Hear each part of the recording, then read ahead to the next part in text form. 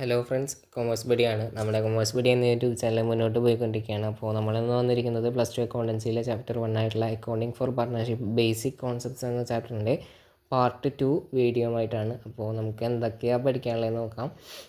ആദ്യം ഈ ചാപ്റ്ററിൽ ഇനി പഠിക്കാനുള്ളത് rules applicable in the absence of partnership deed. Partnership deed ഇല്ലെങ്കിൽ എന്തൊക്കെ റൂൾസാണ് അപ്ലൈ ചെയ്യേണ്ടത്, അഥവാ പ്രൊവിഷൻസ് ഓഫ് പാർട്ട്ണർഷിപ്പ് ഡീഡ് എന്ന് അതിനെ അറിയപ്പെടുന്നു.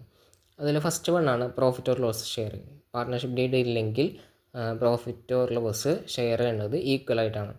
ഇനി സെക്കൻഡ് വണ്ണാണ് interest on capital. Partnership deed ഇല്ലെങ്കിൽ ഇൻട്രസ്റ്റ് ഓൺ ക്യാപിറ്റൽ കൊടുക്കേണ്ടതില്ല. മൂന്നാമത്തേതാണ് ഇൻട്രസ്റ്റ് ഓൺ ഡ്രോയിങ്സ്. പാർട്ട്ണർഷിപ്പ് ഡീഡിൽ പറഞ്ഞിട്ടില്ലെങ്കിൽ അല്ലെങ്കിൽ പാർട്ട്ണർഷിപ്പ് ഡീഡ് ഇല്ലെങ്കിൽ ഇൻട്രസ്റ്റ് ഓൺ ഡ്രോയിങ്സ് ചാർജ് ചെയ്യേണ്ടതില്ല.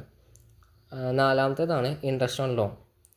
ഇൻട്രസ്റ്റ് ഓൺ ലോണിന് 6% ചാർജ് ചെയ്യണം.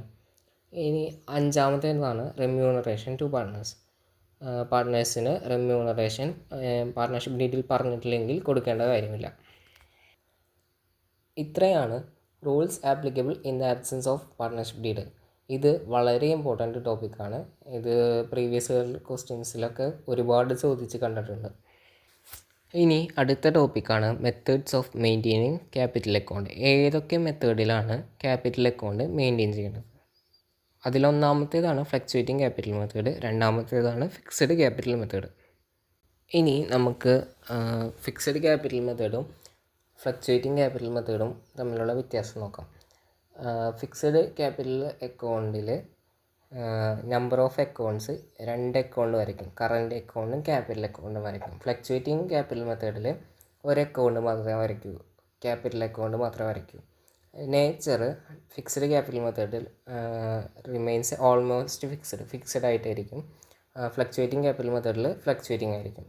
അഡ്ജസ്റ്റ്മെൻറ്റ്സ് ഫിക്സഡ് മെത്തേഡിൽ like interest on capital drawings, interest on drawings etcetera are made in current account.